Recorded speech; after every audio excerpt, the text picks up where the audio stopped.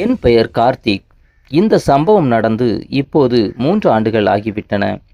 ஆனால் அந்த நாட்களை நினைத்தாலே இன்னும் என் மனதில் பலவிதமான உணர்வுகள் தோன்றும்.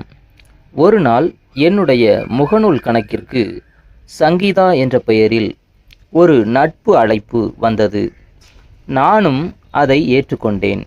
சிறிது நேரத்திலேயே என்னுடைய மெசஞ்சருக்கு அந்த ஐடியிலிருந்து ஹாய் என்ற குறுஞ்செய்தி வந்தது. நானும் அதற்கு பதிலளித்தேன். தொடக்கத்தில் சாதாரணமாக பேச ஆரம்பித்தோம். நாளுக்கு நாள் எங்கள் உரையாடல் அதிகரித்தது. வேலை, குடும்பம், வாழ்க்கை, எதிர்காலம் என எல்லா விஷயங்களையும் பகிர்ந்து கொள்ளும் அளவிற்கு நாங்கள் நெருக்கமானோம். அவள் அடிக்கடி என்னுடைய புகைப்படத்தை கேட்டுக்கொண்டே இருப்பாள். ஆனால் நானோ இன்று அனுப்புகிறேன், நாளை அனுப்புகிறேன் என்று சொல்லி ஒவ்வொரு முறையும் தள்ளி போட்டுக்கொண்டே இருந்தேன். ஒரு நாள் திடீரென்று அவளிடமிருந்து மெசஞ்சரில் வாய்ஸ் கால் வந்தது. நானும் தயக்கமின்றி எடுத்து பேசினேன். ஹலோ. மறுமுனையில் ஒரு பெண்ணின் குரல். அப்போதுதான் அவள் உண்மையிலேயே ஒரு பெண் என்று எனக்கு தெரிந்தது.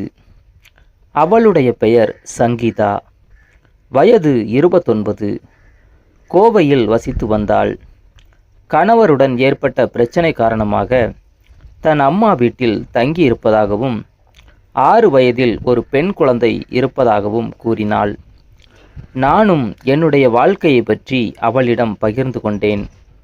அதன் பிறகு தினமும் பேச ஆரம்பித்தோம். அவள் மனதில் நிறைய காயங்கள் இருப்பது அவள் பேசும் ஒவ்வொரு வார்த்தையிலும் தெரிந்தது. என்னால் முடிந்த அளவுக்கு அவளுக்கு ஆறுதல் கூறினேன். அந்த ஆறுதல்தான் எங்களுக்குள் ஒரு தனி நம்பிக்கையை உருவாக்கியது.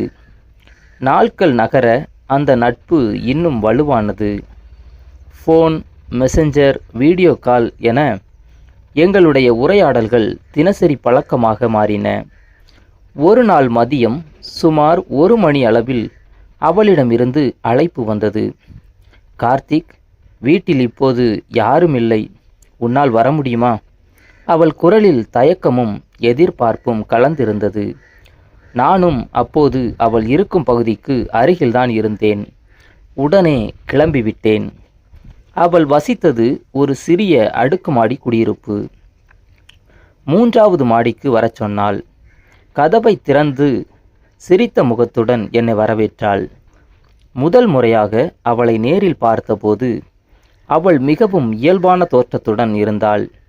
அவள் முகத்தில் இருந்த சிரிப்புக்கு பின்னால் பல வருடங்களாக சொல்ல முடியாத ஒரு சோகம் மறைந்திருந்தது. நான் வீட்டிற்குள் சென்றதும் கதவை மூடிவிட்டு தொலைக்காட்சியை இயக்கினாள்.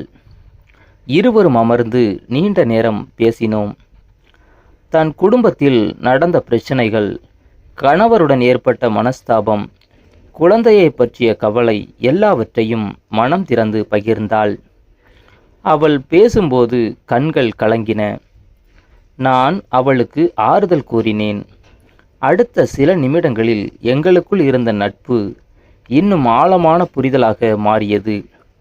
எங்களுடைய தொடுதல் ஆழமாகச் சென்றது. ஒருவருக்கொருவர் எங்களை இணைத்து கொண்டோம்.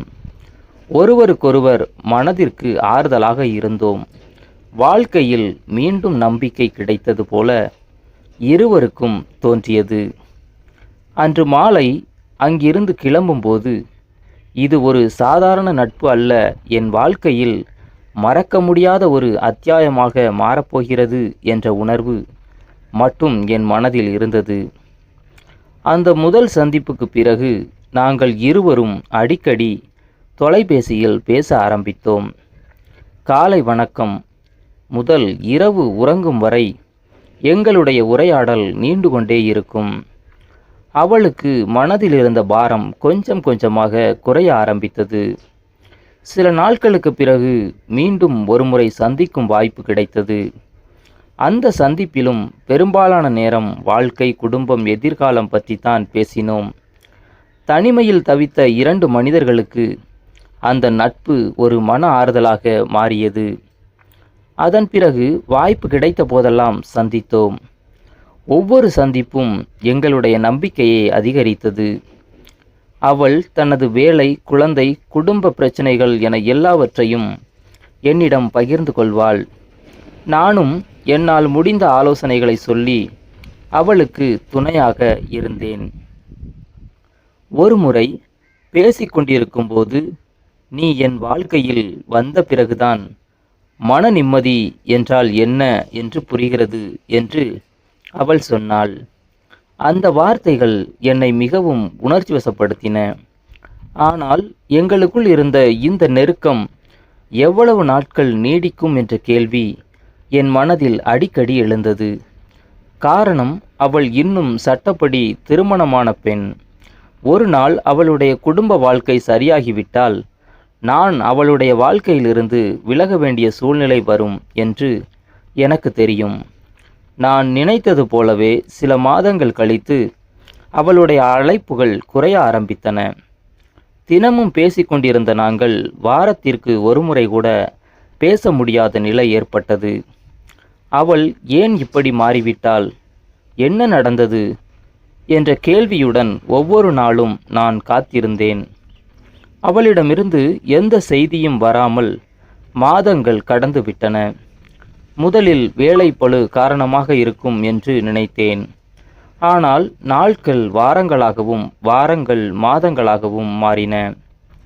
பல முறை மெசேஜ் அனுப்ப வேண்டும் என்று தோன்றியது. ஆனால் நானே என்னை கட்டுப்படுத்தி கொண்டேன். அவளுடைய வாழ்க்கையில் தேவையில்லாமல் குழப்பத்தை ஏற்படுத்த விரும்பவில்லை. சுமார் 6 மாதங்கள் கழித்து ஒரு நாள் திடீரென்று என் மொபைலில் அவளிடமிருந்து ஒரு மெசேஜ் வந்தது. அந்த ஒரு மெசேஜை பார்த்தவுடன் பழைய நினைவுகள் அனைத்தும் என் மனதில் ஓட ஆரம்பித்தன.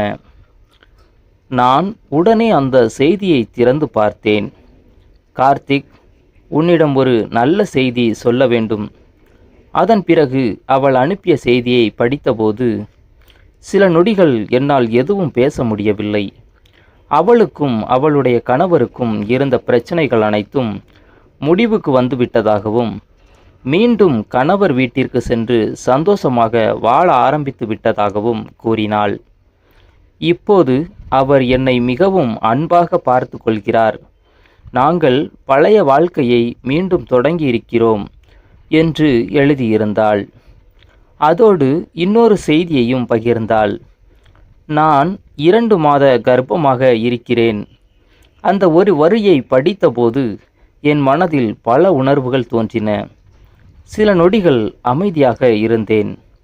பிறகு அவளுக்கு மனதார வாழ்த்துக்கள் தெரிவித்தேன். உன்னுடைய வாழ்க்கை இனிமேல் சந்தோஷமாக இருக்க வேண்டும்.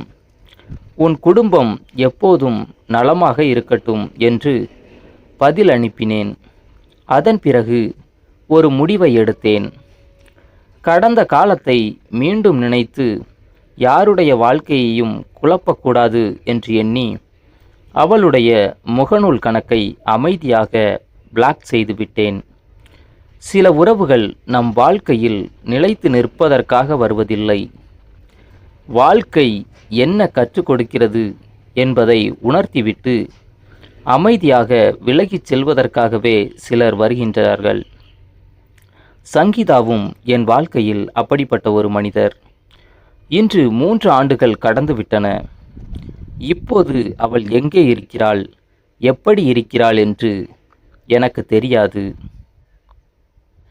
ஆனால் அவளுடைய குடும்ப வாழ்க்கை சந்தோஷமாக இருக்க வேண்டும் என்று மனதார நினைக்கிறேன். நண்பர்களே, வாழ்க்கையில் உணர்ச்சி வசப்பட்டு எடுக்கும் முடிவுகள் சில நேரங்களில் நம்மையும் மற்றவர்களின் குடும்பத்தையும் பாதிக்கக்கூடும்.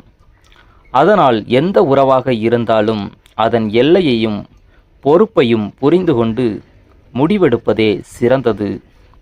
இந்த ஸ்டோரி உங்களுக்கு பிடிச்சிருந்தா லைக் பண்ணுங்கள், கமெண்ட் பண்ணுங்கள். நம்ம சேனலை இதுவரைக்கும் சப்ஸ்கிரைப் பண்ணாமல் இருக்கிறவங்க மறக்காமல் சப்ஸ்கிரைப் பண்ணுங்கள்.